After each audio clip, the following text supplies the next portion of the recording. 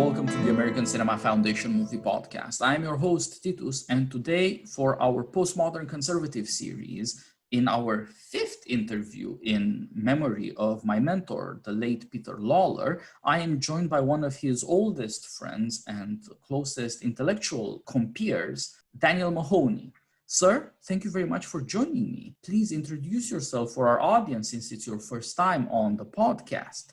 Yes, my name is Daniel Mahoney. I publish everything under the name Daniel J. Mahoney. My official name is Daniel J. Mahoney III, since my grandfather and father had the same names. But it sounds vaguely royalist when you use the third of the United States of America, so we got rid of that one. I'm a political scientist, political theorist. I published something like 12 or 13 books, including edited collections and several hundred articles and reviews. So I'm nearly as productive as Peter. You know, Peter was as productive as any human being who ever lived. His Vita had a selection of his writings, since he didn't know where half of them appeared or couldn't remember their dates of publication. Plus, it would have been too long even for a very large CV. I have taught since 1986 at Assumption College in Worcester, Massachusetts. That's a Catholic college. All Catholic colleges are sort of Catholic. Ours might be a little more Catholic than, let's say, the Jesuit colleges and universities, but most of the faculty are either indifferent to or openly hostile to Catholicism and classical Western humanism. That's the state of the modern university. It's been highly ideologized, if you haven't noticed. I hold the Augustine Chair in Distinguished Scholarship. I've written extensively on French political thought, and that includes people like Montesquieu, Tocqueville, Constant. I published a book on not only the statesmanship, but the political reflection of Charles de Gaulle. One of the hats I wear is a serious philosophical engagement with and study of statesmanship. I'm writing a book right now called The Statesman as Thinker, 10 Portraits of Greatness, Moderation, and Courage, arguing that the cardinal virtues of antiquity are a better guide for understanding the nature of statecraft than our sort of Hobbist, Machiavellian reduction of the human world to power.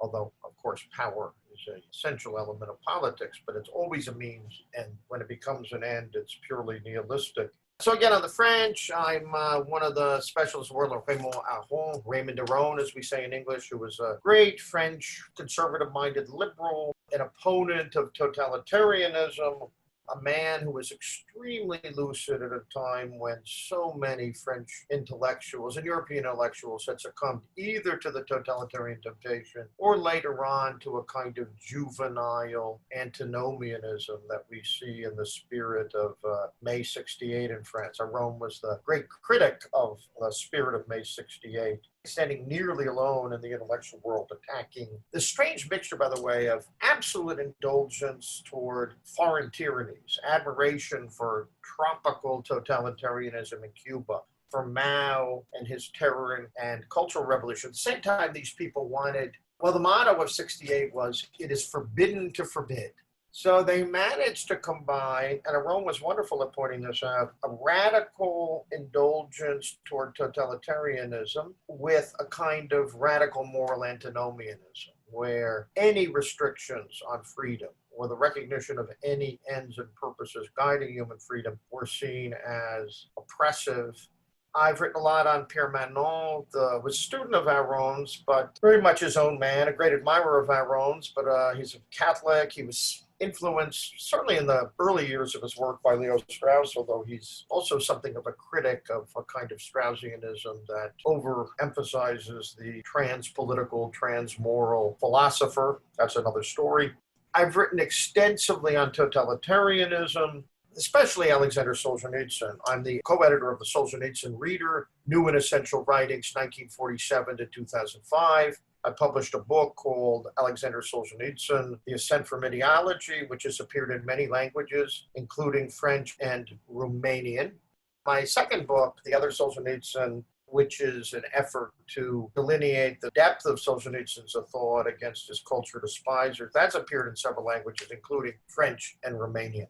I've got my Romanian editions over there. Just thought I would bring that to your attention. My last two books, well, besides the other Solzhenitsyn, Telling the Truth About a Misunderstood Writer and Thinker, was a book called The Conservative Foundations of the Liberal Order. And it has one of the longest titles in the history of books, but the subtitle is Defending Democracy Against Its Modern Enemies and Its Immoderate Friends. That's something Peter and I had in common. We were both Tocquevillians who thought that the threat to the well-being of democracy came as much from democracy's immoderate friends as it came from its explicit or open enemies. And so much of the cultural, political, intellectual left today thinks the solution to the problems of democracy is more democracy. Of course, paradoxically, they don't really believe in self-government or the will of the people. Their idea of democracy is abstract. It's tied to doctrinary egalitarianism. It's tied to what Roger Scruton, who I also wrote very extensively on. Peter wrote some on him too. He was a dear friend of ours. Roger Scruton so aptly called the culture of repudiation, this entire cultural project to tear down the civic and civilizational patrimony of European and American men and women. My last book is entitled The Idol of Our Age, How the Religion of Humanity Corrupts Christianity. If I had a longer subtitle, I could have said, and Free and Decent Politics. My argument is that much of it goes by the name of Christianity today is really radically transformed by humanitarianism, the religion of humanity. A project of this worldly amelioration tied to doctrinaire and even fanatical egalitarianism, losing sight of the transcendent and the soul, showing a remarkable and pernicious indulgence toward political movements and ideology that are openly and aggressively anti-Christian. This January, I had a piece in National Review called The Wayward Shepherd, where I pointed out that Pope Francis, I have nothing against the man personally, but he seems to me more than half humanitarian. He seems most interested in promoting a vision of Christianity that has more to do with predictably progressive positions on third worldism, climate change, a certain indulgence toward revolutionary despotisms, no matter how petty and stupid, from Maduro and Venezuela to, he landed in Havana in 2015, and Castro was so sick to greet him, but he said, I have profound admiration for Fidel. Well, Fidel had been murdering his co-religionists for 50 years, outlawed Christmas for 48. I'm not sure the Holy Roman Pontiff should have profound admiration for Fidel, but anyway, all of those you can see when I enunciate some of those themes and interests that there is an overlap with Peter, but Peter and I also had a division of labor. I'm interested in cultural matters too, but Peter was an infinitely more of a pop culture guy than I was. Peter was certainly interested in politics, and I think was a good political commentator and observer. But I think from the end of the Cold War to 9/11, he drifted almost exclusively toward political philosophy on the one hand and cultural criticism on the other. After 9/11, the politics came back. And I think the things that really moved his soul were, a defense of the relational person and a recovery of what he called moral realism. He'd get there in a kind of convoluted way, kind of an existentialist way through Pascal, but he called himself a Thomist, and I think he meant by that, not that he probably spent a lot of time with St. Thomas, but via Walker Percy, he had really come to recover the idea that there is a structure of reality, and that structure of reality has much to do with the distinctiveness of the human person.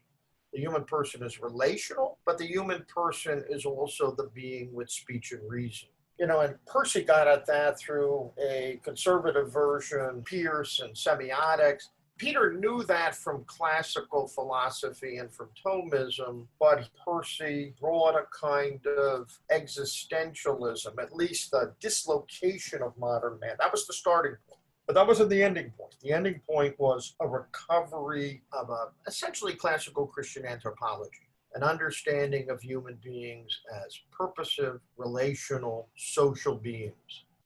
Peter was very much committed to the defense of America. He would not have been with the integralists. Peter knew that the American founding was influenced and informed by the Enlightenment, by Locke, but it wasn't just that.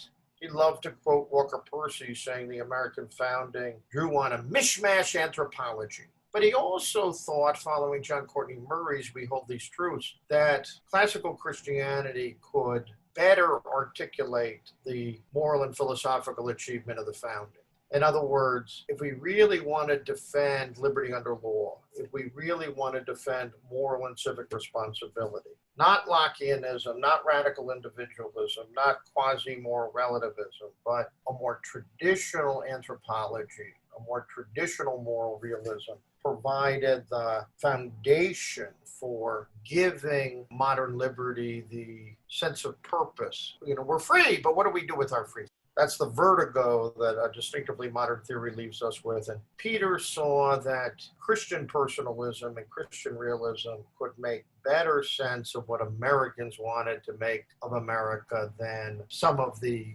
thinkers who had, for better or worse, influence on the American founding. So this is why he turned to Percy and Tocqueville and John Courtney Murray and, of course, Orestes Brownson, who he helped recover in recent times. So that was a very important project for Peter, to defend the dignity of America. He didn't claim America was perfect, but he also refused to leave Christians without a country, which is what the fanatics and integralists do. They leave us, they want to say the church is the only true country. Well, no. So Peter was a patriot, but he was a patriot who knew the problems, and he knew that we needed, in a way, to theorize the achievement of America better than the founders had done. That's why he always quoted the American bishops from 1881. America had built better than it knew. That it was a good country, and now it's less of a morally estimable country because we moved away from those truths at the heart of our civic enterprise. But Peter thought, broadly speaking, that Orthodox Christianity could give a fuller account of responsible individuality than liberal individualism could, even though we ought to value the achievements of a liberal order. So, like me, he was a liberal conservative. He wanted to conjugate the mix of conservatism and liberalism that allowed for a decent political order in the modern world. Yeah, that's a very good account. And I think you're leading on to one of Peter's favorite phrases, especially for our times, that the task for us is to use libertarian means to non-libertarian ends. We know at some level what makes us human, but articulating it is peculiar, indirect, difficult, and we often find ourselves using the tools of modern individualism, which is liberal and libertarian, but we shouldn't lose sight of the fact that we are aiming to get at something more natural and primary than the constructions and the abstractions that are so typical, even of our everyday experience, to say nothing of modern thought more broadly. But you knew Peter for a very long time indeed. Tell me, how did you meet him, and how did you two become friends, and how did your friendship evolve through the years, given that, as you said, you have all these ideas in common, you share all these intellectual affinities and concerns? Well, Peter and I were extremely close friends for, 30 years. I first came across Peter in a journal called Teaching Political Science, which is now Perspectives on Political Science, and he would go on to edit. And I'm now the editor-in-chief of that. I took over after Peter died. Peter was writing just absolutely terrific articles about Tocqueville and the metaphysical foundations of freedom. He had an article in a review of politics about Madison on conscience and religion. He had a very unique take on Leo Strauss. It was very clear that Peter was a Catholic, that he was not an Orthodox Straussian, but nonetheless, he thought Strauss had recovered something important. He had recovered against modern historicism or nihilism the possibility of speaking about reason and revelation in a fresh way, in a way that I think you put it very nicely, that got us back closer to a natural order of things. So I saw that in Peter, and I really saw this tremendous energy and intelligence. I saw a Catholic political philosopher who was unique, not predictable, not somebody who was just repeating stale, sclerotic, Thomistic bromides. He and I, in 1988, organized a conference at the American Political Science Association on Tocqueville, called Was Tocqueville a Philosopher? And we were trying to figure out the mix of practical wisdom and theoretical vision that informed Tocqueville. And you could already see Peter was moving away from this Platonic Straussian view that the philosopher sort of above the fray was the highest human type. And he admired somebody like Tocqueville, who was deeply theoretical in a way. He thought deeply about the soul and democracy's effect on the soul. And it was hard to figure out what precisely his relationship to Christianity was. He was a friend of it, but perhaps with some serious doubts. But he was not a materialist. He defended the soul not as, a useful fiction for freedom, but as he hated philosophical or theoretical materialism as well as practical materialism because he thought it reduced human beings. Hey, there's a great line. Peter loved this line too, where Tocqueville says, talk about intellectuals, people who make a living from reflection, from ratiocination. Why do they take such delight in proving they're nothing but beasts?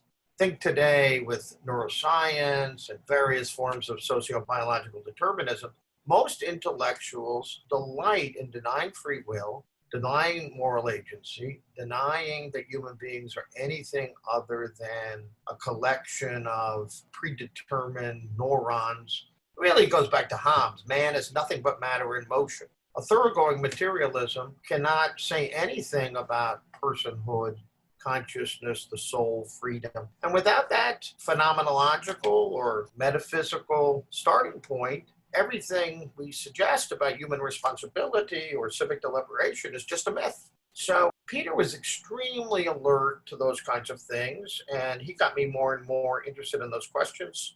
So we had a very strong initial common interest in Tocqueville. I think in the 90s, really introduced him to Menant's work. He admired it a great deal. He was less influenced by it than I was. But clearly he was a great admirer of Menant, thought he was the most serious and penetrating contemporary European political philosopher. And of course, Pierre, like Peter and I, was trying to conjugate various goods: religion, political freedom, reason, self-government, the life of the soul.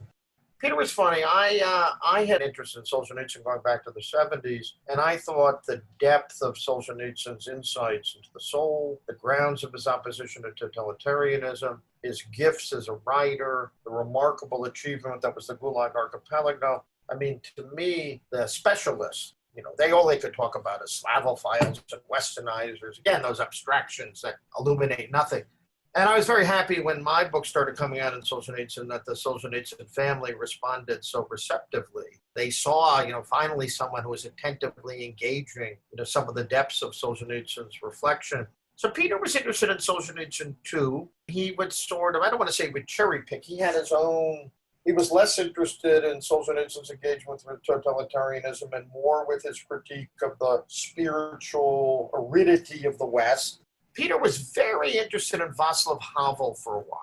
His philosophical essays from the dissident period, Power of the Powerless, Politics and Conscience, and some of the initial speeches he gave after the fall of communism. Havel was trying to recover what he called the life world, a world where good and evil, personal responsibility were real. He was trying to recover not subjectivism, but subjectivity, the person, against modern reductionism. Peter loved all that. But I don't know, about 1995, there were a couple of speeches by Havel where he brought in the Gaia hypothesis and all this kind of new agey stuff. And Peter almost lost interest in him overnight. It was like Havel had disappointed him. But Peter wrote some, maybe 7, 8, 9 pieces on Havel from the late 80s to the mid 90s, which were really good. And the closest he ever came to a real engagement with the totalitarian phenomena. That was much more my thing than his. But we always had a kind of division of labor. And by that time, I was a contributing editor at PPS. We did many symposia together on Tocqueville, on Havel, on Oral Kolnai, a Hungarian Catholic phenomenologist, moral political philosopher, conservative. And I was always interested in the things he was doing. He was always interested in the things I was doing. We participated in hundreds of conferences together at Berry, here, the famous ISI summer seminar. I did that for 20 years and I dropped out about 5 years ago because I could not party into the way. Part of it was you thought hard, you worked hard, you gave presentations, you talked to the students, and then you drank till about 2 a.m. And I would come back with my liver damaged and feeling I remember one year, 1997, in Williamsburg, Virginia, Peter would lead us over to Paul's Dairy. It was a bar with a strange name every night. And by the 11th and 12th night, we were practically zombies. And Peter would say, "Stay the course." So this was in the early days. And then there were 4 or 5 years in Oxford and Cambridge. And Peter barely slept. The beds at Oriel College were terrible. He stayed up talking to the night man at Oriel College and calling his wife. But he would give these brilliant talks on Shakespeare, and they had all these one year at least on Shakespeare, they had all these famous Shakespeare scholars who were so, it was just so scholarly and sort of beside the point. And Peter would go right. I remember a talk he gave on The Tempest. It went right to the heart of things. But he had so many jokes in there. That was Peter, He also had a gift, especially with these conservative-minded students.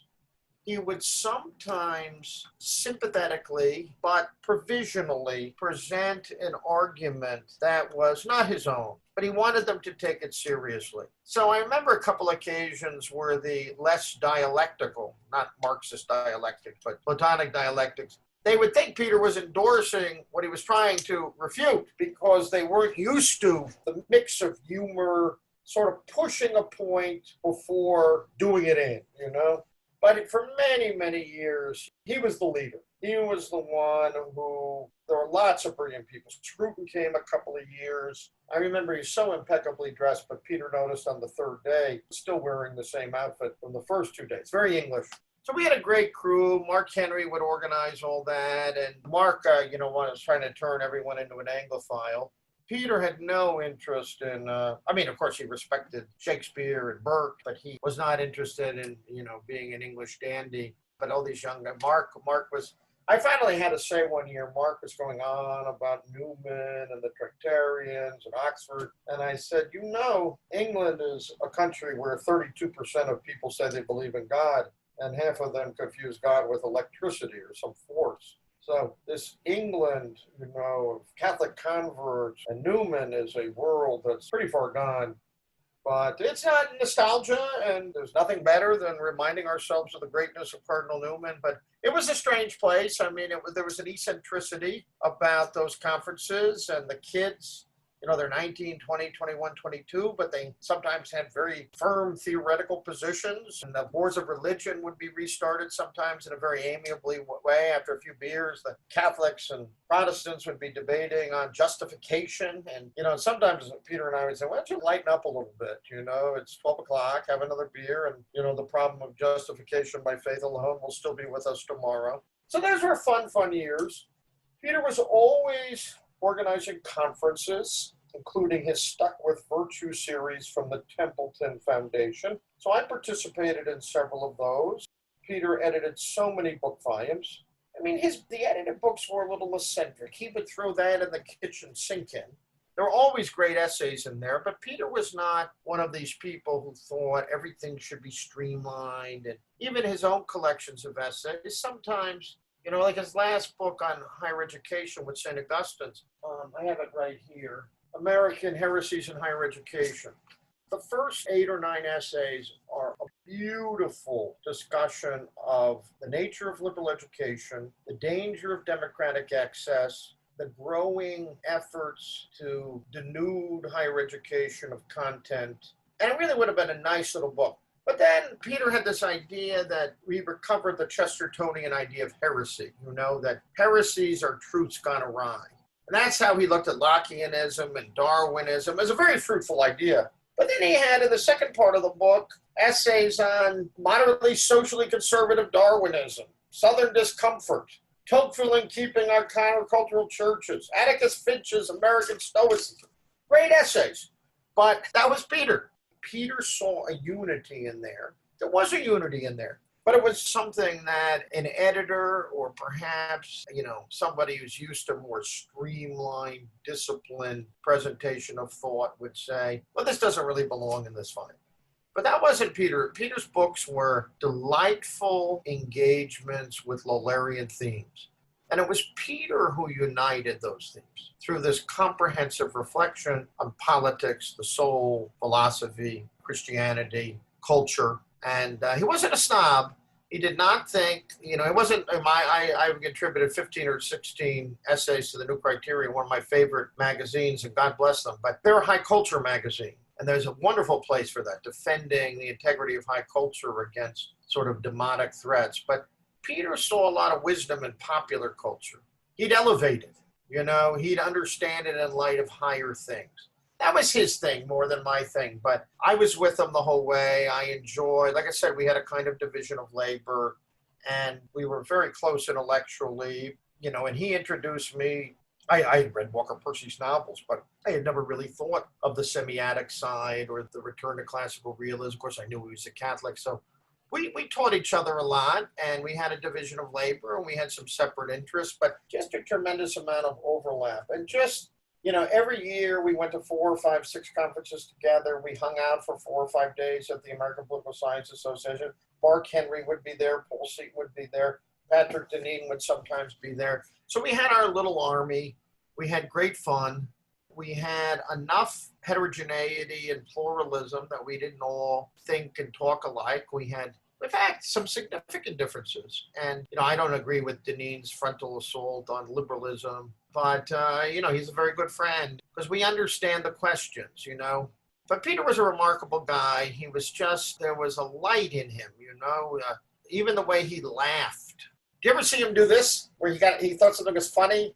He was like a little kid, he would sort of have this reaction. You thought it was like a 9-year-old in front of you, but there was a playfulness, a decency that was really rare. Just a wonderful human being.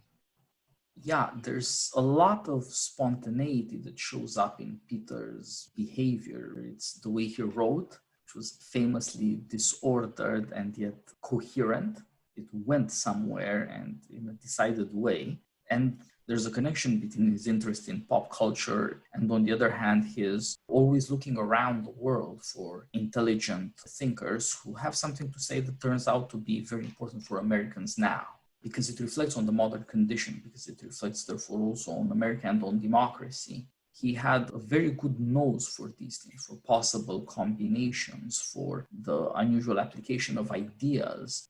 That I think implies some kind of confidence that underlies this playfulness that you mentioned. Partly that's a solid education and the practice of a teacher, and partly I think it has somehow to do with his being a faithful Catholic. He was not shaken by considerations. I suppose in a way you could say it's because a Catholic who is serious about being a Catholic in some way has seen it all. Things come and go, ages come and go. Maybe... He always said things are getting better and worse at the same time. He's neither a pessimist nor an optimist, and certainly had a real Augustinian side to him, and he knew about human depravity and sinfulness, but the final note was hopeful. It's a hope grounded in classical Christian wisdom. He always said, we're stuck with virtue. And what he meant by that was the worst scenarios, that either totalitarianism or soft despotism or, the world evoked by Huxley and Brave New World would destroy our humanity. We'd be left with the last man or this automaton without freedom. And Peter was sensitive to those dangers, and he thought there was some truth to them. But he always thought that human nature would survive and come back, that you could mutilate humanity for a while. You could ignore the needs of the soul. But there really was, as I put it earlier in our discussion, a structure to reality. The soul had a permanent nature and needs, and that, conservatives make a mistake and Christians make a mistake if we think that, this understanding of the modern project as culminating in a kind of radical transformation of human beings that could really ultimately succeed. Of course, my quarrel with him, I ultimately can't succeed, but it can do an awful lot of damage to human beings along the way and destroy our common culture and body politic. But it was precisely because he had no utopian illusions that he had this hopefulness. And that's very close to Solzhenitsyn in a way. This mix of good and evil in the human heart and the human soul is a ground for hope. That yes, we're capable of depravity, but except for a few rare souls who make a kind of demonic choice for radical evil, most of us, individually and collectively, have enough decency that the higher things, the things that illumine and inform and elevate our humanity are never going to be extinguished. So I think that mixture of moral realism with a certain confidence in God and confidence in the human condition very much informed everything Peter said and did. Yeah, I mean, my think about Peter. Peter was a genius, and I think, you mentioned his writing. It's quirky. There's beautiful formulations, but he had quirks. Like he would begin sentences, so, and I would say, get rid of that, He had his way, he had his idiom. It was somewhere between conversational journalism and academic writing, but sometimes it could be, I always would say to Peter, not everyone knows Fukuyama, not everyone knows Kojève, not everyone knows the Rousseau of the First Discourse. So he sometimes presupposed an amount of learning, even about contemporary figures, that is pretty rare. But nonetheless, I think young people and his admirers in the Christian and conservative worlds, I think if you spend a lot of time with Peter's work, you got yourself a liberal education that was both illuminating and fun. Serious. Peter was thinking about the things that matter, but in an engaging, enjoyable, challenging way. So different than the hundreds of thousands of time servers in the academic world. Yeah, that's right. He was both a friend and a teacher in the way he wrote. And it's not easy. Anyone who cares to try will find this, to mix the notion that you have uncovered something important and that you would like to share with the notion that in a certain way we all share in it already, at least potentially. This is in fact very difficult to do, which is why learned people tend to be so pedantic, among other things. Or on the other hand, why knowledgeable people tend to form guilds that exclude everybody else who are ignorant. These are things that I think we all know about and that are peculiar difficulty for a teacher. A teacher is always tied up in a friendship with his students and nevertheless has to face the fact that he is a knower and they are not. They are best potential knowers. That's not easy to deal with, but he did it very, very gracefully. And, it seems like he made very many concessions to informality, to casualness, which would say, broadly speaking, is democracy. People speaking the first thing that comes into their mind or seeming to. Of course, if you're Peter, the things that come into your mind are of somewhat different order. As you say, they involve so much learning, and there's this tendency to mention and connect all sorts of important events and important thinkers or actors that perhaps not everybody is aware of, or not everybody can leap to mentally at the drop of a hat. But in another way, the informality testifies in a way to the character of thought. It is the case that thought starts with a soul, that is to say that you've reached a certain conclusion before you open your mouth. Something has dawned on you, and it has dawned on you that it is so. It's informal in a certain way, it may even be rude. It certainly seems to be the way a teenage girl would talk. But it is not false to the experience of thinking about things and what it means to have an insight, or at least the beginning of an insight. Yeah, Peter's thought was always grounded, and his speech was always grounded in the concrete. And you said it well before. He disliked abstractions. Abstractions were ways of escaping or evading the world as it came to sight. So you could say, to use a fancy word, his approach was rather phenomenological. He wanted to understand human motives and aspirations, the well springs of the soul, and that was the starting point. He never began, as some Catholic thinkers do, with metaphysics. Metaphysics, I think is an absolutely necessary enterprise, but it too can become abstract. And there's always a danger of thinking we know about some ultimate things. We know some things, but we know a lot less than we think we do, which is not to give in to positivism or anti-metaphysical ire where we pretend we can say nothing meaningful. But Peter's theoretical affirmations were really rooted in what Roger Scruton liked to call the life world. They were the experience of the soul. Peter was a friend of science, but like Scruton, he thought science had left out what Michael Polanyi called personal knowledge. Again, having nothing to do with moral subjectivism, but it was the stuff we know because we're reflective, relational human beings. And to say science can say nothing about that, or, Scruton called it neurobabble, but Peter had his own way of making fun. He used to polemicize against Darwinian Larry. Larry Arnhart? Larry wants to reduce everything in the human world. All the goods that conservatives and Christians uphold can be accounted for in an instrumental way by evolutionary psychology or Darwinism. And Peter thought, he liked Larry, and I think he enjoyed the sparring, but he thought Darwinian Larry just won't allow the phenomena to speak to him. A century ago, I don't know who invented it, but it was widely adopted, this nothing buttery. When all the great phenomena, the soul, the mind, free will, love, when you think about it, if love is just, the biological phenomena that occurs when one is moved by emotion, haven't explained what love is. You've reduced love to something it isn't. These biological things that can be measured are not unrelated to love. And love, of course, is a very manifold thing. Greeks and Latins had 4 words for it. We have one, alas, to our spiritual poverty. But when you reduce everything to this nothing buttery, you end up with nothing. You end up with a homogenized world. And I think Peter was extremely sensitive to the stuff we know. And, we used to call him a Thanocentric political philosopher. He talked a lot about death, but not in a morbid way. He thought that one of the defining features of us human beings that made life serious and made it challenging and made it a moral enterprise was that we were self-conscious mortals. Pascal famously talks about the phenomenon of divertissement, of people doing anything to escape from the thought that they're going to die someday. But Peter thought self-conscious mortality was, in a way, it graced, that it gave meaning to life and it pointed toward the encounter of the soul with something beyond itself. So he always started there. He never started with abstractions. In that sense, he wanted to enlarge the field of science. He talks in a book like Modern and American Dignity, who we are as persons and what it means for our future. He wanted a science, a true science, that had room for the human person.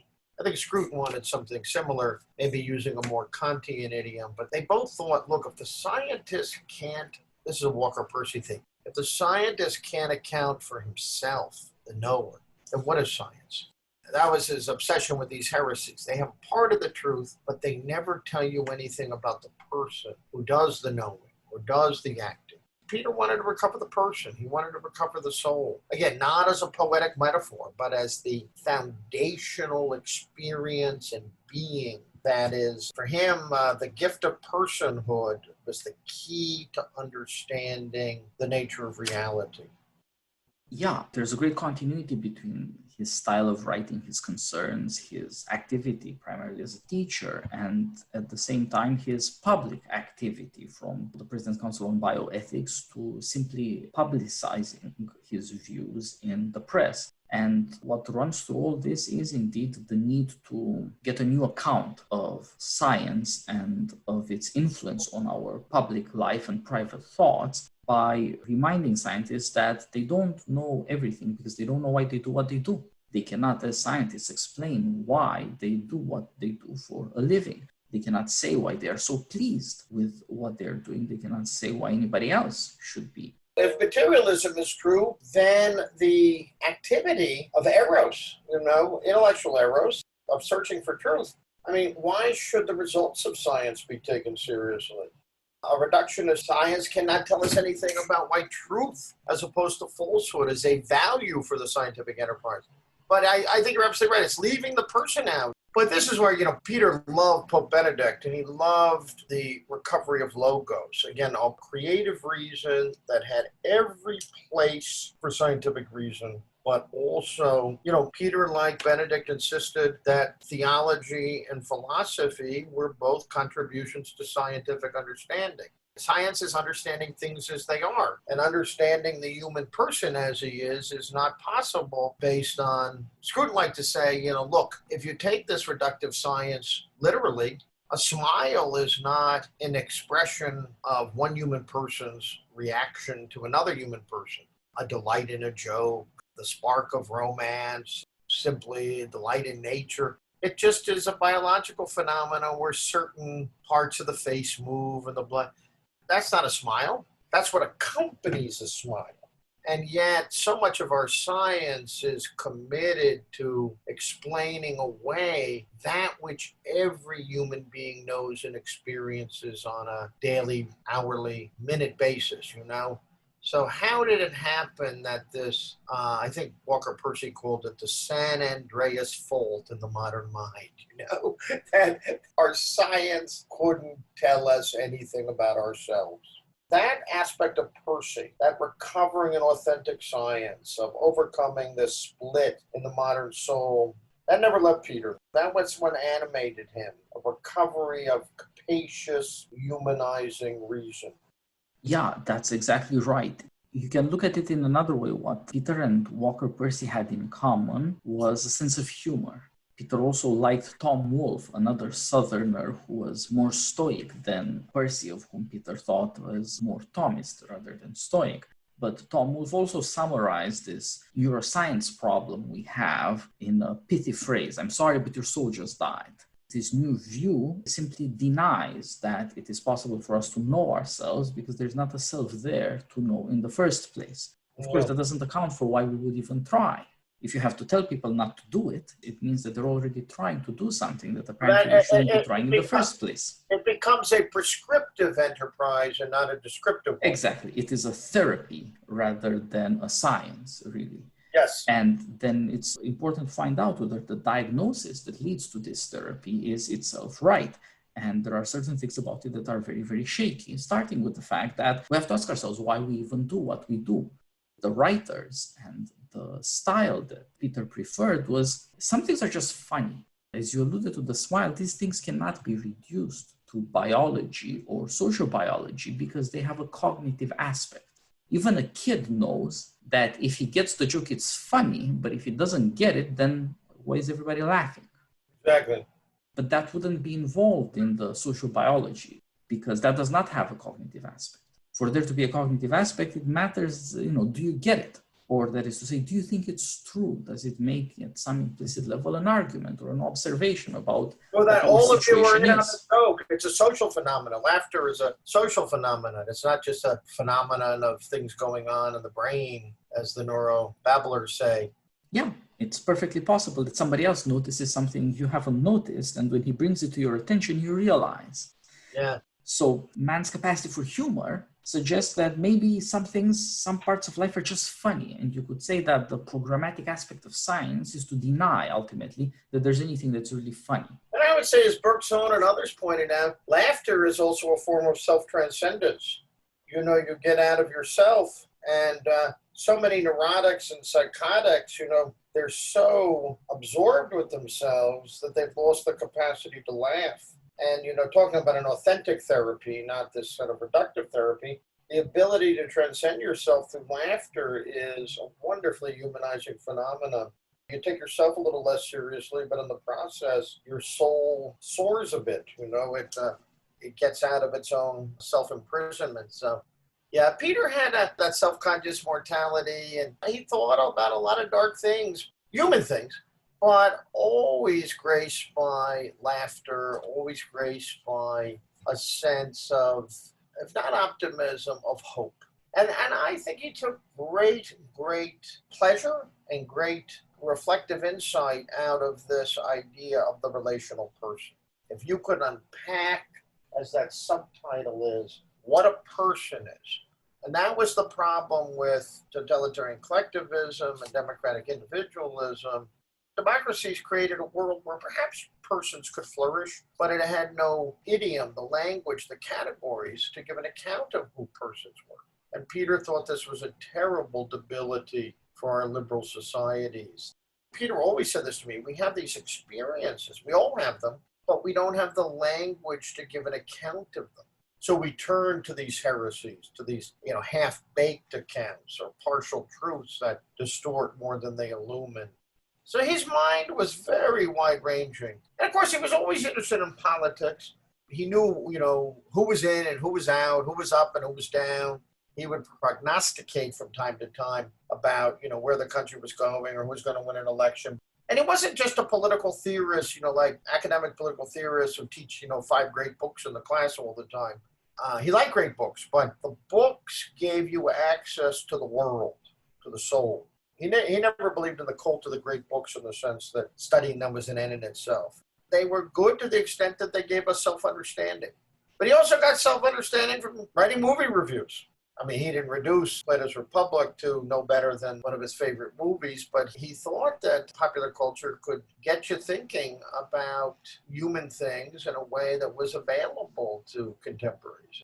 That's not my thing. I don't do that, but I enjoy it, and I'm glad he did it. I'm glad you do it. Thank you. You guys are bringing a great deal of thought and insight to this. You're not reducing high thought. You're understanding the low. I don't mean that this stuff is low, but you're understanding the low in light of the high. Most of the time in cultural studies, people understand the high in light of the low. And so it brings it down, but you're bringing it up. That's what good cultural studies should be.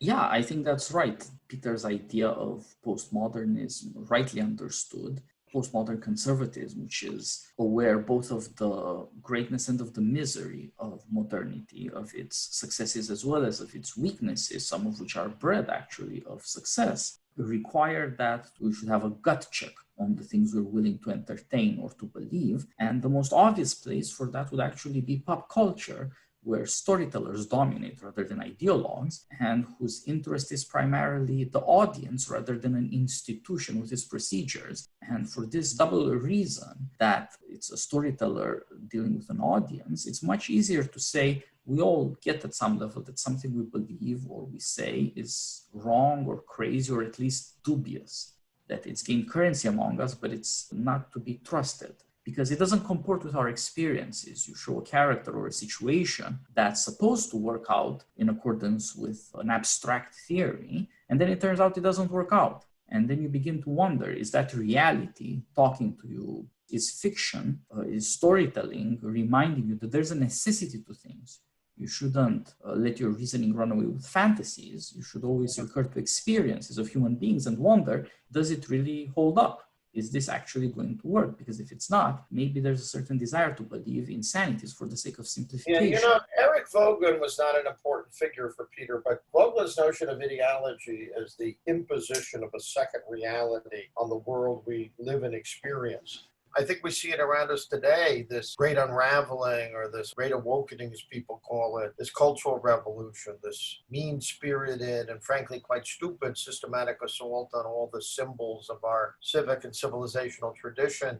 It's as if people start to live in a world that doesn't exist. And yet, that's what ideology is. It's a kind of corruption of insight and soul and civic life when people start to think that this ideological surreality is the real world instead of the world known to us through personal experience. And I did more ideological critique than he did, but Peter understood the evil of ideology. He understood how people could become prisoners of abstractions. And I think he was always, in his different way, wanting to bring us back to the person, to that elementary truth. And yet, as a Christian, and this was his Augustinianism, of course, he didn't like the other kind of postmodernism where there's no truth, there's no reality, there's no soul, that we deconstruct, we can't understand what an author says. But Peter also, as a Christian, he had less confidence than the classics did, that we can know an author's intention, or know human beings' deepest insights. Because Peter really believed that, along with St. Augustine, that in the end, only God really knew us. I mean, look, in a human way, we know ourselves, and so agency, purposiveness are terribly important, and you might succumb to nihilism if you didn't have hope. But there's another sense in which we're opaque to ourselves, too.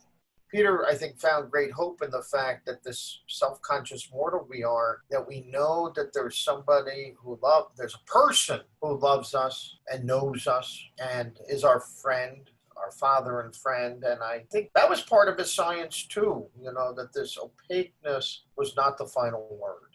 Or against the existentialists, we do not live in chaos as opposed to a cosmos.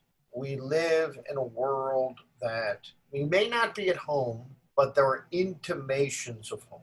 And those intimations of home are the irreducible grandeur and misery, we both cite Pascal, of the human person. The misery is the misery of man without God. It's also the misery of the self-conscious mortal. But the greatness is what a gift it is to be a relational person.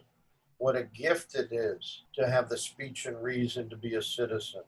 What a gift it is to use all the tools of reason and revelation to explore the truth of things. So some darkness, but ultimately utter confidence. Peter was a personalist. For him, the human person in a way was the Alpha and the Omega. Not self-contained, but pointing through his relationality to God and man to, the deepest mysteries of the human condition. Just this language I'm using here, Peter moved effortlessly back and forth from politics, philosophy, religion, popular culture. He was not a disciplined guy. I mean, politics and political philosophy have a centrality because man has a centrality. I mean, men and women, I'm not talking about gender exclusiveness. I have to explain that to my students now. If you use traditional language, you're being gender exclusive. I said, don't read old books that way because no one was gender exclusive. But that's the tyranny of ideological cliches that dominates our world. Yes, so the person. I wish Peter had the discipline to write a book about the person because that would have been his great theoretical contribution. He didn't do it, but I would say that the most deep reflection on the relational person in a theological, political, philosophical, cultural context is implicit in everything he wrote. Yeah, I think that's right. In a way, that's what it means to be a Christian, to be hopeful. The signs of that hope have to do with what makes us human in the first place, that we perceive our individuality, we are not satisfied with it, we try to raise it to a height that makes it worthwhile, and at the same time we experience our failures, the miseries of life in that attempt. Right. And that drama makes being human worthwhile because there is indeed so much insight, even more than success. It's not so much about getting what you want as understanding what you want and why. What does it reveal about your character? There's a kind of joy in knowing what it means to be human. That's therefore some evidence for this hope. It's not all people might wish to be, which is why the world isn't a happy place after all. And mankind, we are not that happy after all. But there's hope. And that's also in a way a spur to action, to be curious about things and people enough to realize that you may be able to learn something, to discover something of importance, and therefore to guess at what that importance is. The restlessness of man, Peter liked to say that we are wanderers and wanderers. We wonder about the beings, but we also wander among them. That's to be experienced ultimately, as you said, as hopeful, as joyful, gladdening. The human experience, precisely because of the misery, of the suffering, of the mortality, also has this other side that is, if not triumphant, then it's in a way triumphant. It includes the possibility of triumph because there's something great and unique about being human. In his humorous way, after Walker Percy, Peter realized how funny it is to have so many scientists, as you were saying, trying to prove that we're not even human, which is something that only human beings could ever think of doing. That's have right. So many clever people try to identify with other beings that cannot and do not reciprocate that interest. He used to ask about Carl Sagan, the popular scientist from his TV show Cosmos. He wrote in several places, why is Carl Sagan so lonely? Instead of finding communion among other relational persons, among his neighbors, his loved ones, his colleagues, he was looking for salvation from superior aliens in other galaxies, in the guise of a witty statement, kind of Percy inspired from Lost in the Cosmos. That was a way Peter taught, I think Percy said at first, we don't have to look throughout the Milky Way for something wondrous. It's right in front of us. The irreducible mystery, misery, glory of the human condition. And I like you mentioned wandering and wondering. That was a Peter phrase. What was his difference with Scruton? Scruton against these modernist efforts to tear us from our country and from loyalties, what he sometimes called humane national loyalty. He emphasized we have to defend home. And I'm a Scrutonian in that way. I want to defend the nation and I want to defend the little platoon. This globalism that says we're citizens of the world. Again, it's another humanitarian abstraction. Nobody is a citizen of the world. Doesn't mean we don't have obligations to people outside our immediate circle or our country. Of course we do. But we do not come to sight as citizens of the world, despite what every fifth grader learns in school today. Again, the tyranny of ideological cliches, endlessly and dogmatically repeated.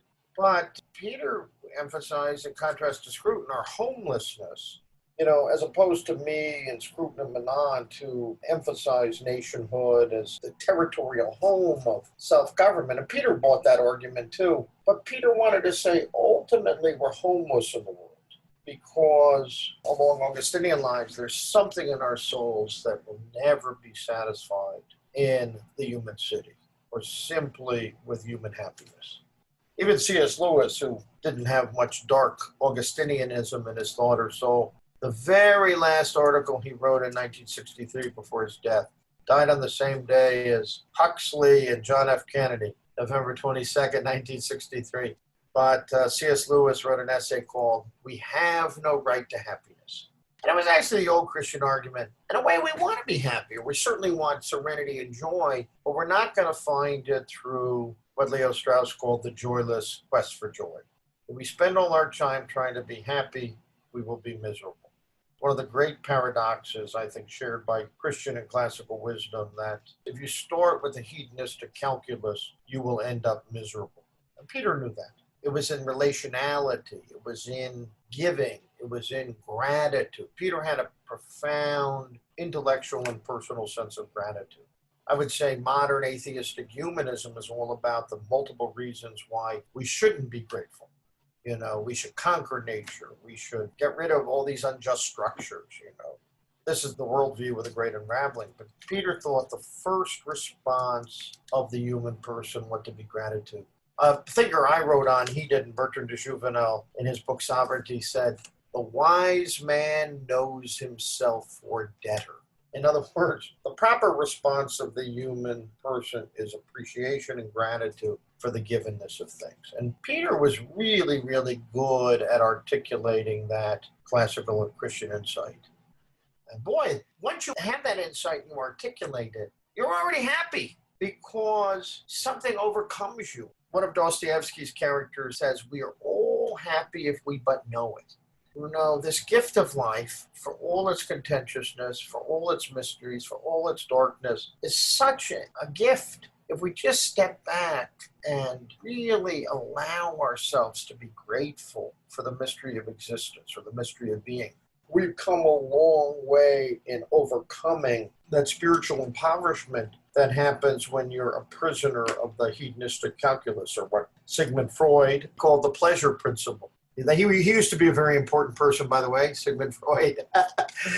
Pleasure is part of life, and we don't want a world without pleasure. But, most of the goods in life are goods first and foremost, and the pleasure comes second. And if we look for the pleasure first, we end up neither with the good nor the pleasure. Peter knew that. That's why these darker Christian thinkers like Pascal and Augustine were important for him. They kind of struck at this idea we find happiness through our own efforts, rather than stepping back and allowing, I would say, something like receptivity, to be receptive to the good. That was important for Peter. Yes, there's something about being human that is not altogether tied up with acquiring, with getting, or with having one's way. Putting to desire a sense of justice that we should get what we want, and if we do not get what we want, then perhaps we should burn down the world, is not just counterproductive, it's also in an important way insane.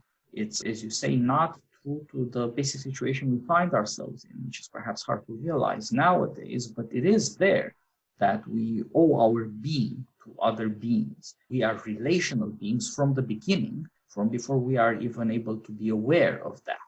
And we are indeed relational to the end. People do not, in fact, wish to die alone.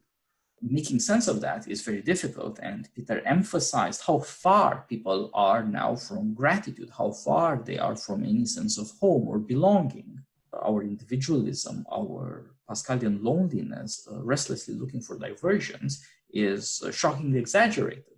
But as you like to say, the worse also brings out the better. That is to say, we are more aware of how troubling our condition really is nowadays. because there's less belonging, that brings out some bad things. Like you said, we live in a certain way under a tyranny of cliches, ideologically generated or at least organized. And that's precisely to hide from us what we all suspect, which is that belonging isn't working out that well for us, that we're not doing well enough. And we look for excuses for somebody to blame, for some way to deflect the matter so that we never have to be ashamed of ourselves, whereas that's in fact where we start. We are aware that we are inadequate, insufficient, but we don't wish to face that. But if we were to face that, we would also be able to discover by degrees, as you suggest, that we're happier than we know, since it is not merely the getting of what you want, the ability to conceive, to imagine desires and satisfy them that makes us human, but also the awareness of what the conditions of being who we are, what it means to live together with other people on whom we depend, and that we may begin to take confidence from that and be joyous about it. That too is a very important thing. As you say, partly the problem is that we do not have a language to talk about what we all suspect, and sometimes fear is the case about our situation, what it means to be self-conscious mortals, not merely individual, but also relational beings. And partly that's because we're in a hurry. We want that one weird trick, that one solution, that one idea that fixes everything, so that we have clarity of vision, so that we know that we're right to chase after what we want. Peter was very aware of what Solzhenitsyn meant when he said that he hears the howl of existentialism behind American consumerism. The happiness of material joy is not a fact of joy. It is actually a moral imperative. As you said, Leo Strauss called it the joyless quest for joy. It's like going on a vacation with a plan that resembles more work or a military campaign than a And by the way, I vacation. can assure you, Americans are very good at that. I mean, a lot of people have fun on their vacations, but a lot of people come back. Tocqueville has a discussion of that. People go to, he says, 48 states, and they come back exhausted, and it's a sort of conspiracy against the spontaneity of life. Yeah. We're talking living with others, relational beings. The founding conceit of modern political philosophy, the state of nature, is really quite remarkable that you have these human beings running around, affirming themselves, their self-preservation. With Locke, maybe their comfortable self-preservation. But in any case, they have no children. And human beings are not just these individuals running around the woods. We are always generated by a mother and a father. And so in the act of procreation, our relational being is immediately present, but this illusion that the individual, not the person, is the fundamental actor in society. And then, of course, the accompanying idiom is rights. Claiming human rights against tyranny, Peter would always insist, is a very dignified and important thing. But the reduction of the entire human world to the struggle for rights is ultimately a perverse and nihilistic thing. And today, our rights are increasingly divorced from any ends and purposes that inform them. I live in Massachusetts, the liberal city of Somerville, which is next to Cambridge. You ever been to Cambridge? No, sir. Okay, Cambridge is where Harvard is. They have announced that, I forget the official term for it, but it's any grouping. It could be 5 men, 3 women, 2 dogs. Any group, no matter how many, is equal to a partnership of 2. In other words, one more step in the erosion of marriage. I remember John Roberts, the Chief Justice of the Supreme Court, when the court decided the Oberfolk case legalizing in all 50 states same-sex marriage. Of course, God knows if he would dissent today, but he raised the question, why do you stop at 2? When you cut marriage off from procreation and any foundation in marriage, or from the sexual binary and the mutual complementarity and accountability of men and women, I will shock your viewers. Quote a man who usually sounds very dignified. Immanuel Kant once defined marriage as a mutual contract for the manipulation of genitalia. Well, you can do that with 6. You can do it with a tree. You can do it with a dog. I'm being a little polemical here. But Somerville has just proclaimed, they're still sticking with people, but 2 or 19, it's all the same. So marriage, in a very short period of time has been denaturalized and has been torn out of a civic context. Why is the political community interested in marriage? So we can have new citizens of the Republic. But if it's just people signing a contract to do whatever the hell they want to, that it's not related to the sexual binary, it's not related to moral obligation, one has no obligation to raise morally upright, serious, and dignified children, then, maybe the libertarians are right. Maybe the state should get out of the business of marriage. If marriage is just 19 people on a commune carrying out polymorphous perversity, what interest is that to the political community?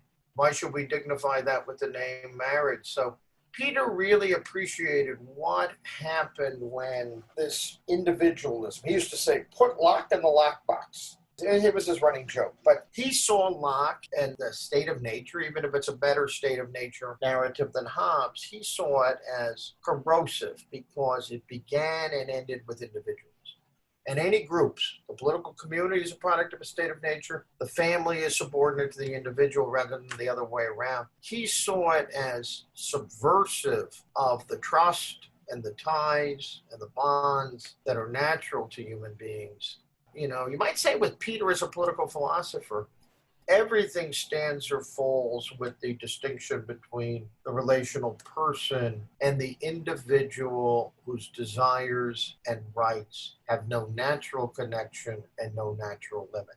By the way, to any Locke scholars out there, Peter would privately concede Locke was a lot more sober than this, but that his individualist premises are very easily radicalized. And especially Locke sort of presupposed the moral capital from the past. He thought it would stay around for a while. And now, as it's fraying, these individualist premises become more openly destructive. But he was very nuanced on all this. But, Locke in the lockbox, that was a running joke going all the way back to the Gore-Bush campaign in 2000. They were talking about putting Social Security in a lockbox so you couldn't spend it on programs. And Peter decided to put John Locke in the lockbox. Yeah, but he knew what he was talking about. Yeah, the underlying point, both psychologically and politically, is that the further you go down the individualist track, the harder it becomes to know that other people are also human beings. The harder it becomes to trust them, to rely on them, because you no longer have a theoretical framework for saying that you know what these other people are thinking, what they're doing, what they're about. It's why gradually we dismantle all references to the soul, whether it's character or virtues or anything else. This was an architectonic of human being that allowed you to think about other human beings and human beings as such, and so have some knowledge. But as these things are sacrificed in the name of individual liberty, it's just harder and harder to trust. It's harder and harder to be loyal. And these are not merely the intellectual vices of overeducated minorities. It's also increasingly a moral and political problem as people take out their unhappiness as political revenge. There was an American philosopher, late 19th century, first part of the 20th century, named Josiah Royce, who taught at Harvard. And his fundamental theme, he was a personalist too, kind of a mixture of Hegel and Christianity, but right-wing Hegelianism, not the Marxist stuff. Royce wrote a lot about loyalty, and he used to say, we have to be loyal to loyalty. Juan Gabriel Marcel, the Catholic Socratic, sometimes falsely called an existentialist, Marcel used to say, we need creative fidelity. This idea of fidelity, this idea of loyalty, that loyalty is an end in itself, or relationality is an end in itself. These were not empty of substance. It's the relational attitude, the loyalty to one's children, to one's country, to one's civilization. They have plenty of moral content because these are goods, these are social entities, political entities, cultural and civilizational fields that are informed by goods and are based on human motives that are not arbitrary or not freely chosen. That's the great illusion of modern thought, is that all these loyalties and goods are just freely chosen. Of course, we don't want to live in a society where all our choices are dictated to us by an omnicompetent state, but we want a liberal order that recognizes that there are better and worse choices and better and worse loyalties.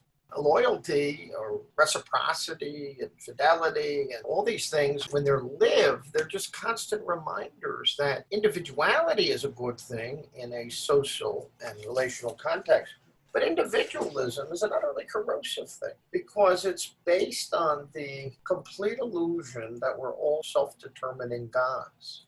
But, as Tocqueville brilliantly points out at the beginning of Volume 2 of Democracy in America, Peter was very sensitive to these passages. With this radical individualism, you're told to choose, but there's nothing to guide your choice. Instead of choosing and having this rich panorama of choice, you really end up with vertigo, a kind of dizzying. That's Solzhenitsyn's howl of existentialism. Instead of being liberated, you are closed in on yourself in a kind of solipsistic prison. But why that didn't happen in liberal societies for a long time was, for all intents and purposes, those old loyalties informed our self-determination. They weren't at war with each other.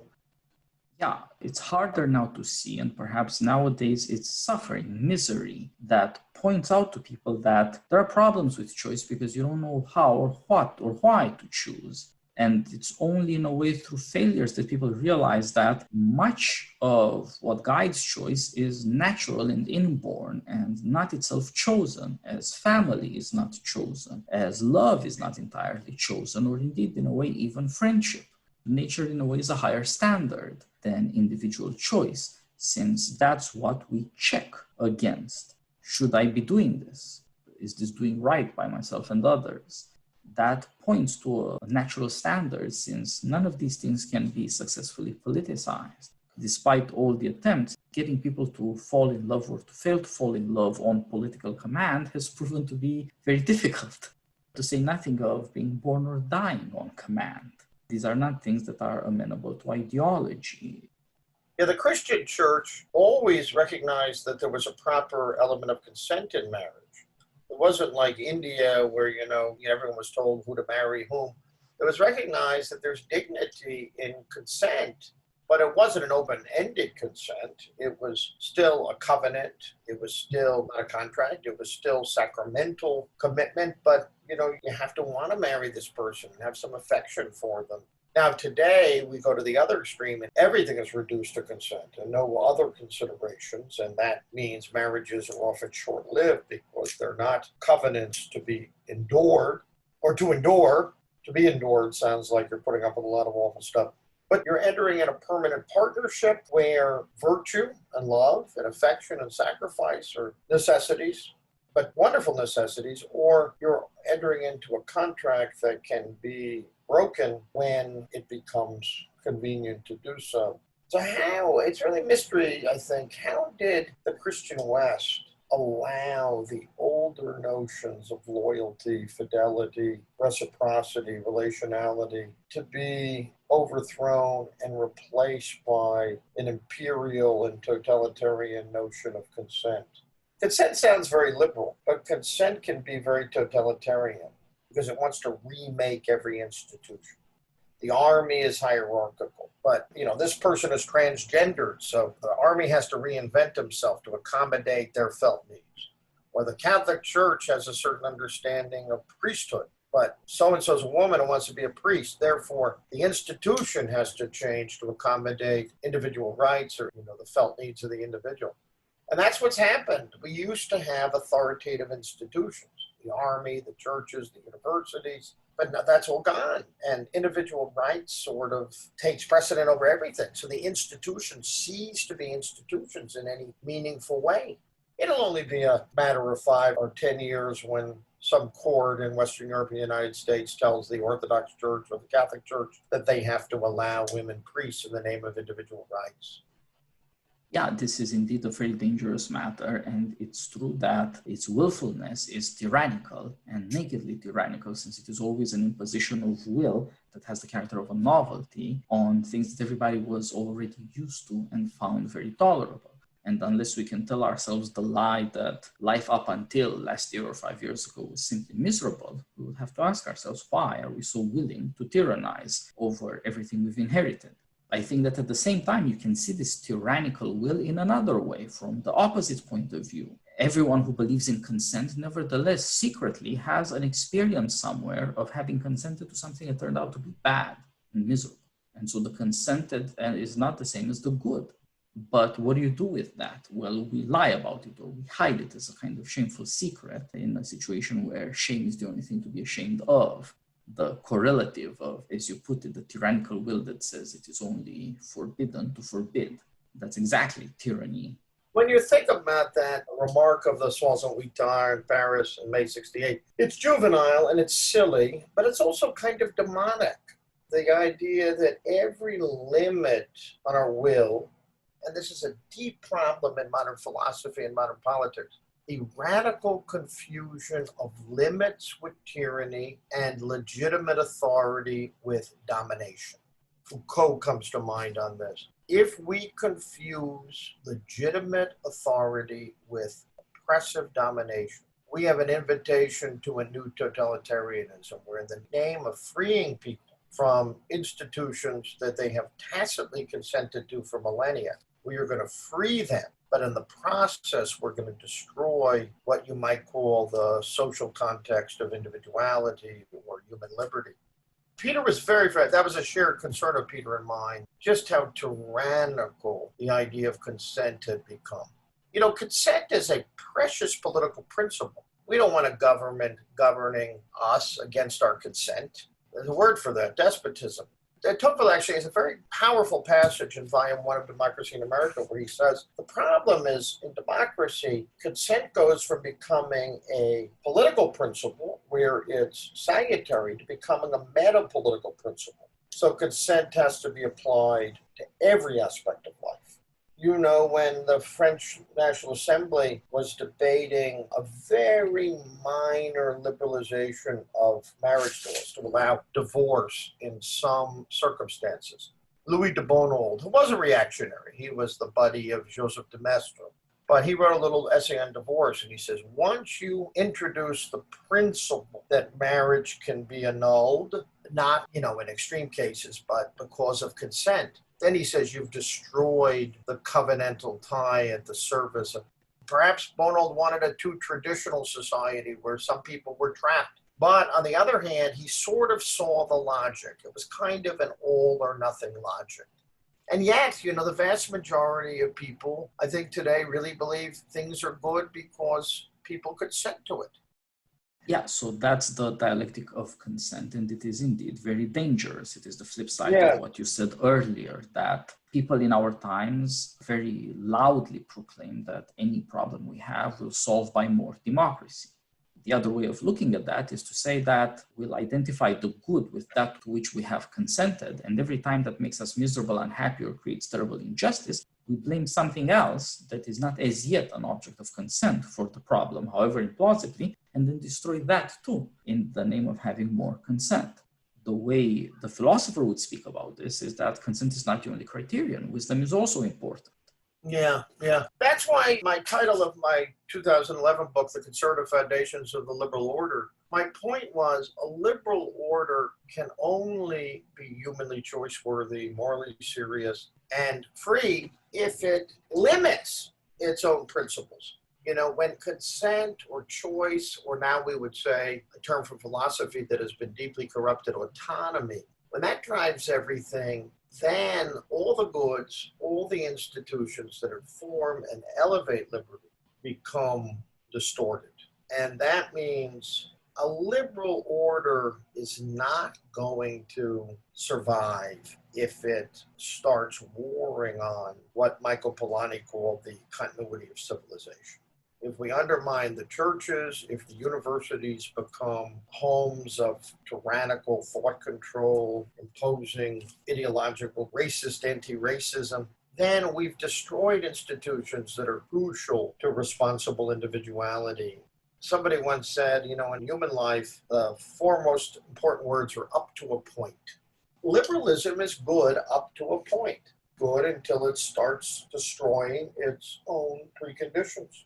So I don't see myself as in any way an enemy of the liberal order. I think of myself as a critic of the self-destruction of the liberal order. Without conservatism, liberalism self-destructs. And when I say conservatism, I really mean those broader moral foundations, conservative foundations, not be based only or exclusively on consent. Truth would be the truth, regardless of whether we consent to it. So in the end, if liberty and truth are radically torn apart, then liberty over time becomes indifferent to truth. And then over time, activists and ideologues openly war on truth, since the denial of truth is the precondition of consent. So we end up with out and out nihilism. Now, whether or not that has to be, or whether or not there's a different road that liberalism could take, is a really interesting and open question. But still, it's the only game in town, so we better try to save it from itself before we end up with something really monstrous. This is what we're dealing with now. In fact, indeed, over the last couple of 100 years, we've also realized not just the weaknesses of liberalism whenever it turns revolutionary, but also the alternatives, which are just as atrocious. In fact, if successful, more atrocious. And so, there's a real dark side to our political world. It's not merely the misunderstanding of what makes us human beings, the ignorance of our relational being, or the oblivion of the past. It's also that it leads to catastrophic wars and collapses and all the misery of this world. These things are very real, if much less experienced in America than in other parts of the world. But that too, the awareness of those dangers, is a source of seriousness. What Peter meant when he said that things are always getting better and worse, if in different ways, included the fact that sometimes it's getting things worse that makes people wiser, more serious, more aware of necessity, more willing to accept limits and to accept ugly truths. And that's the lesson we should have learned from totalitarianism, except we didn't deal with it. It was somebody else. We passed on no lessons to the younger generations, and now we have a generation of young people, my students, who at a minimum think communism is good in theory and not so bad in practice. How did we live through the hell of the 20th century and not pass on that experience, what Chantal Dosol called the untold lessons of the 20th century? It's startling that young people know nothing about one of the gravest threats to human liberty and dignity in human history. It's an example of irresponsibility on the part of the entire governing class and on the part of conservatives who cared more about the stock market than our cultural heritage. Yeah, that's true. That's all true. I mean, you can look at the world now. In China, a race has been sent to concentration camps, the Muslim Uyghurs in the extreme west of China, and people don't as much as blink an eye as though this has not happened before, even though it's really the perfect reminder of the combination of Nazism and communism. Yeah. And we will have to deal in some ways with the fact that oblivion has gotten to this point, and there's no hiding. To become aware of what our natural situation is and who we are as human beings is also to see in a certain way what an insane situation we are in institutionally, and for that reason educationally. It really is the case that people pretend that reality is not the thing that's happening. That will not be easily dealt with, but first of all, of course, the recovery of that reality and of the sure knowledge that there is a difference between these fantasies and what the human situation really is of great importance. And perhaps one of the greatest gifts of Peter was that he had wit and charm in his presentation of the madness of modernity and a genuine appreciation for the good parts of modernity. We are usually tempted to be grimmer, gloomier, in a way more serious, but in a way more despondent.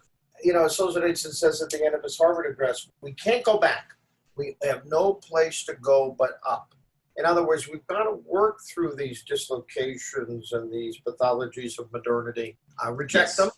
Nietzsche had a wonderful saying, I don't remember Peter quoting it, but I like to quote it. Whisper to the conservative, only a crab can crawl backwards. I believe it's from the Twilight of the Idols. We can't go back, but we can draw on the wisdom of the past to move through the cultural and spiritual and political dislocations of our time. And there are goods associated with the modern world. The curing of diseases, greater opportunities for those who were left out of the polis. These are good things. Even the conquest of nature, if it makes possible a diminution of real poverty. Christians shouldn't care about equality too much. But who the heck cares if some people have more? But we should care about some people not having enough to eat or not having the opportunity to develop their gifts as human beings. The market economy and the modern technological scientific revolution have given us the ability to address the social question. Totalitarianism turned out to be a terrible way to address it. All you got was famines. More people died in communist countries from famines than died in the prisons and concentration camps. They couldn't even produce food that primitive societies could produce. That wasn't the way forward, but the market economy under law with the proper moral accompaniments, with the proper moral culture, with the self-government of the soul, it can be a marvel. But even capitalism in the last generation has morphed into something else, with finance capitalism.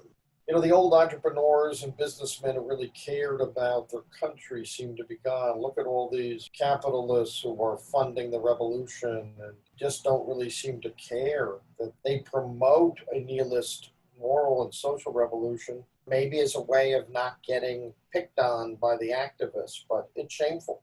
If the capitalist economic order depends on a certain moral framework, well, they're doing their damnedest to kill it. So these are difficult times, but Peter's wisdom is something we can draw on to think about questions that are not just contemporaneous and very pressing, but are enduring. I think that was Peter's gift. He had the gift for addressing what's before us in a way that dealt with eternal verities or deep and abiding truths. And that's what it's all about. And by the way, I'm going to add one more thing about Peter. If the world were just, if our universities were not dominated by unrepentant ideologues and fools, Peter would have had a chair at a major university. He loved Barry. They treated him well. He had generations of students who learned from him. But Peter, his work, the extent of it, the thought that informed it, the range of it, Peter was one of the great thinkers of the last two generations. And, he had a job at Berry College, a very good Southern liberal arts college. But I can tell you how many ideologues and time servers and fools and cretins have major positions at Ivy League institutions and big gun liberal arts colleges who, have and will never produce anything of the quality and insight. Peter was a philosopher. He wasn't just a scholar. He actually gave us some access to truth, but these people don't believe in truth. But Peter would say, Mahoney, stop whining. I had a good career. I had my audience and I became a public intellectual, and he never whined. I'm whining for him now that he's gone because there's an injustice there, and I think it ought to be pointed out. Yeah, that's right. There's more that we get of understanding than of justice in this world. It's part of our condition, but it is good to remember. Indeed, it's partly the ignominy of the situation that showed the true nobility of Peter. Yeah. Well, thank you very much for joining me for this conversation, Mr. Mahoney. It's an ongoing series that reveals so much about Peter's friends, about his ideas, about his public activity, as well as what the connection is between these things and being a teacher of political philosophy in a small liberal arts school, and how all these things come together. Is my portrait of Peter complementary to the other accounts, congruent with what Clark and Paul and the others have said? These are all my friends, Patrick. Yeah, largely people seem to have thought of Peter in very, very similar ways. People have sometimes different emphasis and, of course, certain different disagreements. But presumably because Peter was so much in writing, in conferences and everywhere else, people got a very good glimpse of him. There are these virtues of Aristotle's ethics that people don't think much about, like speaking in a forthright manner, wit as a virtue, and all of these things that he embodied, and generosity, of course. And so it seems like we all, from very different angles and different experiences and different capacities, knew the same man. I suppose that's why it is easier to become friends as friends of Peter Lawler. Yeah, and he had a gift for friendship. We were really Peter's friends, and we were his interlocutors, which was another mode of approaching friendship with Peter. But we also saw the human being, the fellow who loved to laugh and tell stories and hang out at conferences. And he was very good. I have a feeling there's a story with you and him. He was very good at mentoring and encouraging people he saw promise in. And in that sense, his teaching went far beyond Berry College, but to many, many, many, many people over the last couple of generations. So that's something we honor Peter for. Yes, indeed. I owe my career to Peter since he introduced me into postmodern conservative. And I think even aside from that personal gratitude, it is simply the truth that all the people involved in this series can attest to, and not merely in their own cases. He understood that America needs certain shifts, and he worked very hard, if in a joyous manner, to encourage people's friendships and helping and working together so that their shared ideas would not lead them to feel impotent, but instead to get things done and get ahead with their lives and find out for sure whether their ideas are true or not by testing them practically. That's good for all of us, but it's good for America too, that intellectual friendship is also a practical work of education or of the refining and enlarging of the public views or all of these other related but distinct matters. And that's why at the foundation, and especially in our postmodern conservative series, we try to carry on that work, to introduce our audience to friendship, which is partly about writing books and publications, partly about having conversations, and partly about telling people about what things they might discover and what things they might do. Well, wonderful. Thank you so much. It was a pleasure talking, sir, and we should do this again soon sometime. Let's keep in touch. I love to talk about these things, as you probably guessed, so I'd be happy to do it again on any subject of mutual interest. So, all right, thank you. Right. I really enjoyed it. All the best, sir. Bye-bye.